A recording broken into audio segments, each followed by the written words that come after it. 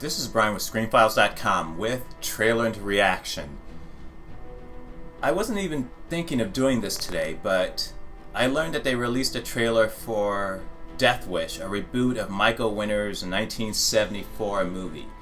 Now keep in mind, Charles Bronson as Paul Kersey, which I remembered, which shocks me, and tells me that this movie had a bigger impact on me growing up than I ever thought possible. In any case, Paul Kersey is an architect, and his daughter is raped. I think his wife is raped, if I recall, and he goes essentially on a rampage, hunting down the people who committed these acts against his family. Death Wish was a brutal, nasty film. And it was a great movie, by the way. And in fact, it was so good that I didn't, at the time, realize how blatantly offensive it was in many ways. In that most of the antagonists were either people of color, black, Spanish, that type of thing. I think there were some white people thrown in there as well. But on the whole, it was a movie that by today's standards would be remarkably offensive. But that's not to take away from what is a very effective movie. Death Wish, it's just Michael Winner, who did another great movie that I really like, The Sentinel, just did well with this. Charles Bronson was at the peak of his powers. As a thriller, it worked. It was, as I said, a nasty movie, but it worked. It was effective. I enjoyed Death Wish immensely. Now to hear that it's being remade with Eli Roth directing and starring Bruce Willis, that sounds awful. I don't know how they're going to make this work. And as I said before, Death Wish, by today's standards, would be a remarkably offensive movie. How they're gonna pull this off, I have no idea. Let's find out. Okay, let's watch this trailer. I am I am not optimistic at all. Sway in the morning, Shade 4-5. We gotta talk about what's happening in Chicago. Everybody's watching this viral video. This guy in the hoodie, they're calling him the Grim Reaper. He stopped a carjacking. Is he right for taking the law into his own hands? He's become a folk hero. What about the shooter?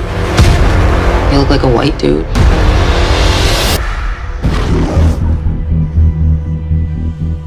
Is this the sequel to Unbreakable? No. I failed to protect him.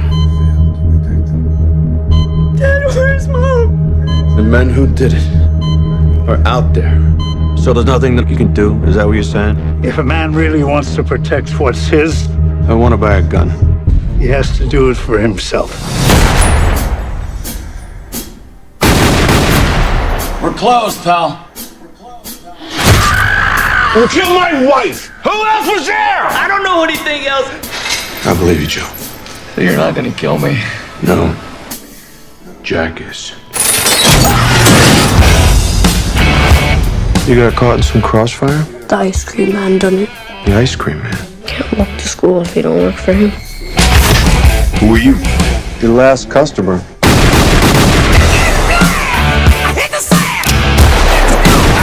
You're not a cop. Somebody has to do it. You're cocked, locked, and ready to rock. I'll say.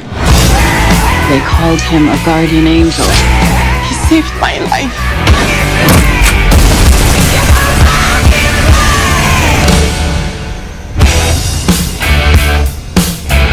You look much better. Getting out, socializing. Not so much. Well, whatever you're doing, keep it up. Okay. I will.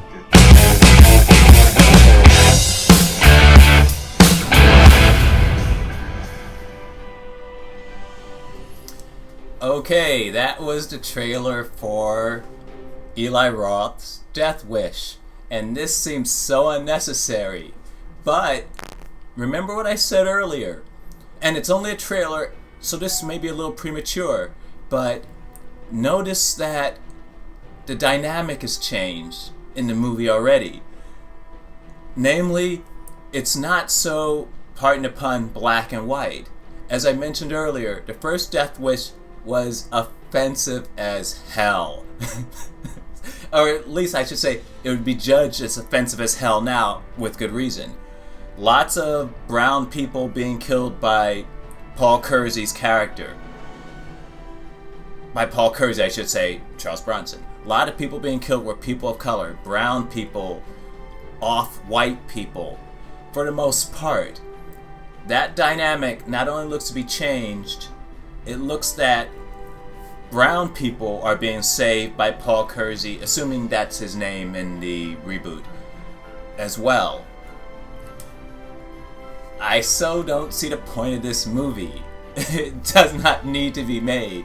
That being said, it looks different, and I gotta admit I like that. The idea that it's not a carbon copy of the original. Then again, they couldn't have made a carbon copy of the original because the original would not have worked at all in today's climate. But I have to admit, I'm a little intrigued. Intrigued enough to pay to see it? Probably not.